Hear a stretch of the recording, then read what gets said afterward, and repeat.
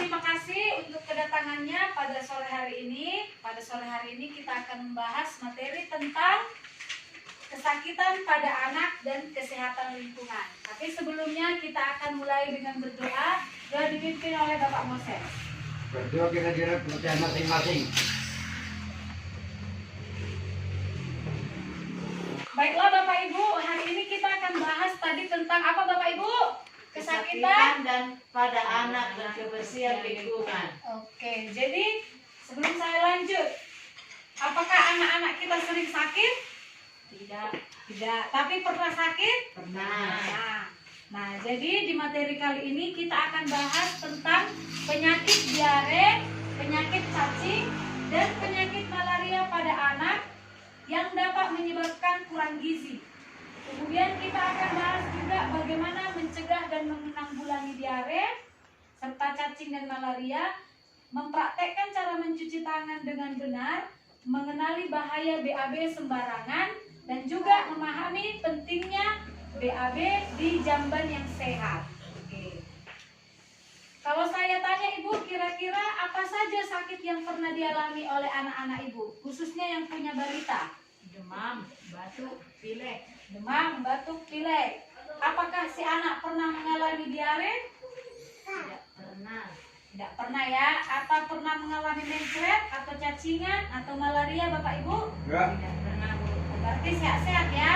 Sehat. Berarti yang pernah dialami hanya batuk pilek ya. Demam. Batuk pilek, demam. Oke, jadi walaupun tidak pernah dialami, kita harus memahaminya supaya kalau anak kita mengalaminya, kita dapat mengatasinya dengan baik.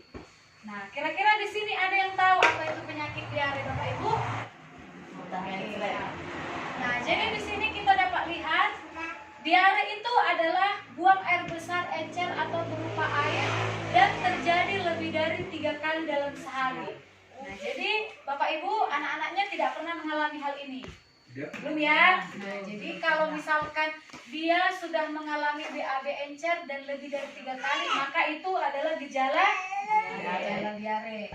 Nah, jadi kalau kita sudah mengenali gejala diare, kira-kira apa yang harus kita lakukan untuk anak kita? Beri obat oralit. Beri obat oralit, kemudian bawa ke puskesmas ya. Nah, jadi di sini sudah dijelaskan untuk anak yang masih minum ASI, ketika anak diare harus diberikan oralit atau cairan setiap anak BAB dan tablet zinc sesuai dosis. Ini dapat kita peroleh dari puskesmas ya. Dan jika diare makin parah, maka segera dibawa ke fasilitas kesehatan.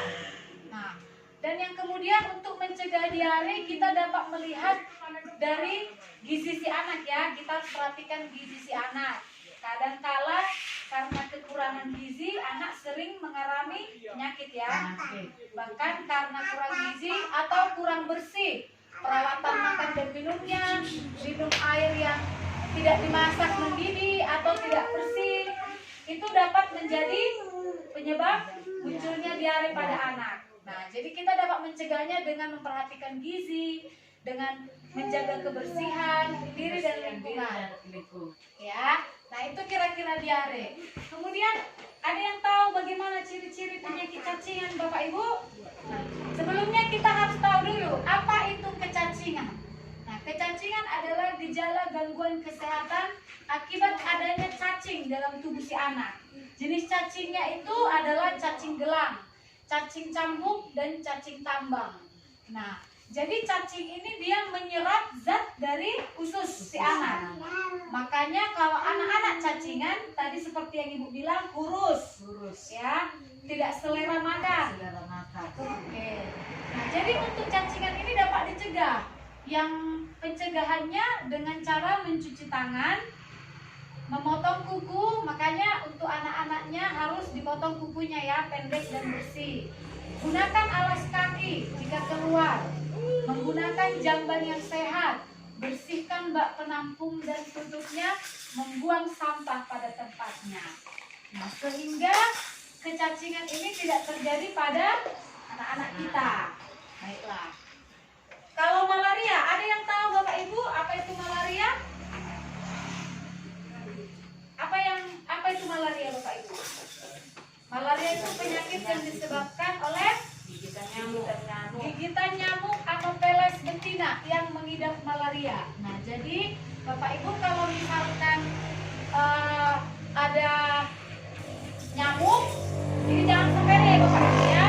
Nah, supaya kita dapat mencegahnya. Nah, pencegahannya itu dengan memakai kelambu. Untuk yang punya anak balita disarankan menggunakan kelambu. Atau misalkan dia dapat juga dengan kebersihan lingkungannya ya. Jadi kita harus segera membersihkan lingkungan kita. Contohnya jangan membuat penampungan air, apalagi kalau dia penampungan airnya terbuka. Selama 3 hari itu dapat menjadi wadah berkembang biak nyamuk Anopheles. Nah, dari hal tersebut itu dapat memicu penyakit malaria pada anak. Kalau anak kita malaria, apa yang harus kita kerjakan? Segera dibawa. Oke. Kemudian kalau demamnya tidak turun dalam 2 hari, maka apa yang harus kita kerjakan Bapak Ibu?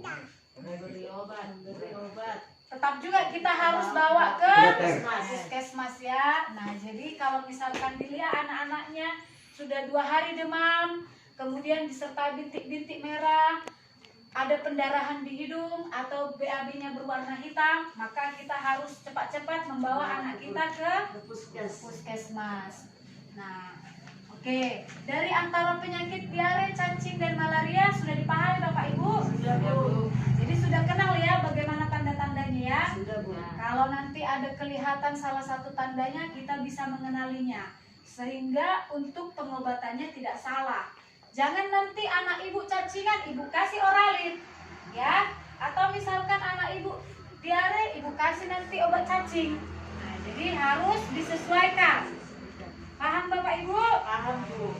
Oke. Kemudian kebersihan lingkungan, di mana kita harus melakukan sanitasi. Upaya kita atau kebersihan lingkungan kita itu harus berbasis masyarakat ya.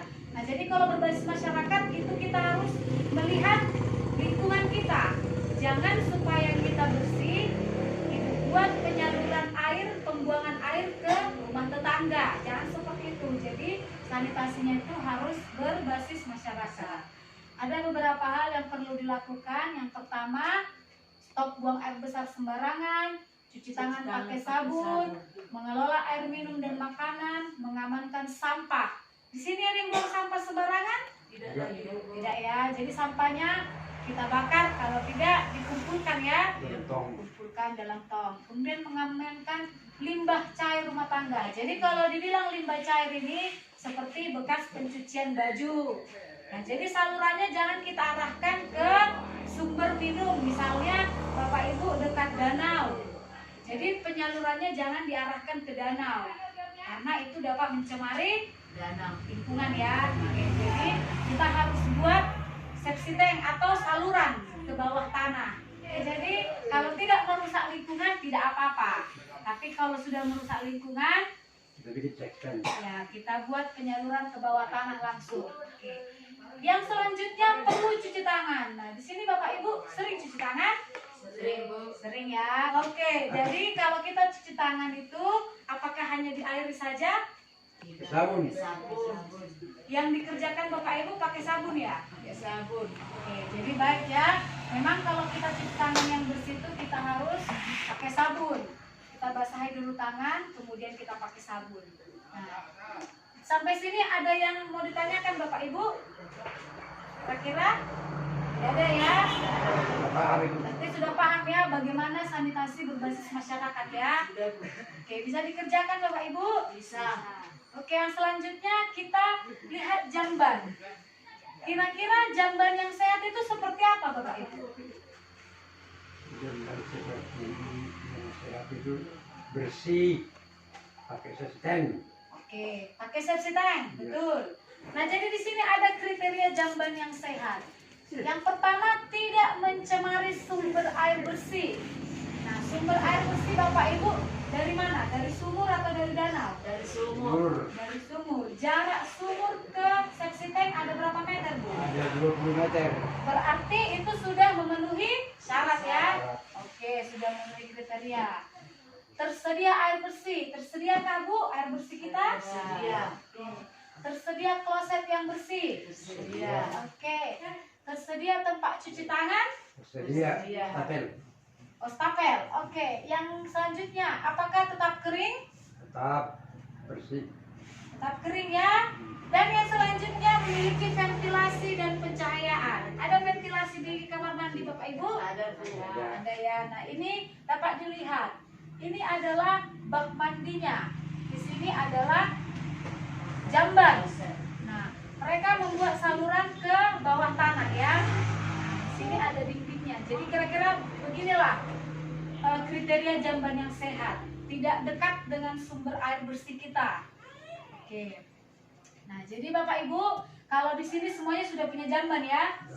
Tidak ada lagi yang BAB di pekarangan atau di apa ya, di ladang ya, tidak ada lagi ya.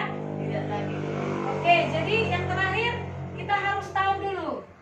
Tadi yang pertama kita harus kenal dulu apa itu penyakit, Penyakit diare. kemudian Cacing. cacing, kemudian Malaria. malaria. Baru kita harus mengetahui sanitasi. Sanitasi berbasis masyarakat. Nah, dengan juga cuci tangan ya, dan harus memiliki. Jamban yang sehat. Oke. Jadi di sini ada pesan untuk menjaga kesehatan. Dengan perilaku hidup bersih dan sehat, keluarga menjadi tidak mudah sakit dan anak tumbuh sehat dan cerdas. Sepakat Bapak Ibu? Sepakat. Berarti bulan depan kita sudah bisa mempraktekkan ini ya. Kalau misalkan kita jarang cuci tangan, harus makin rajin cuci tangannya. Nah, kemudian kita harus jaga kualitas air kita, membuang sampah pada tempatnya. Biasakan buang air besar di jamban yang sehat dan gunakan KIS BPJS untuk mengakses layanan kesehatan. Baiklah, dari materi kita ini Bapak Ibu, ada yang mau ditanyakan? Tidak Bu. Tidak ada ya. Oke, terima kasih atas kesempatannya dan waktunya. Dan saya harapkan Bapak Ibu tetap bersemangat dan melakukannya di rumah. Sekian penjelasan dari saya. Terima kasih. Selamat sore.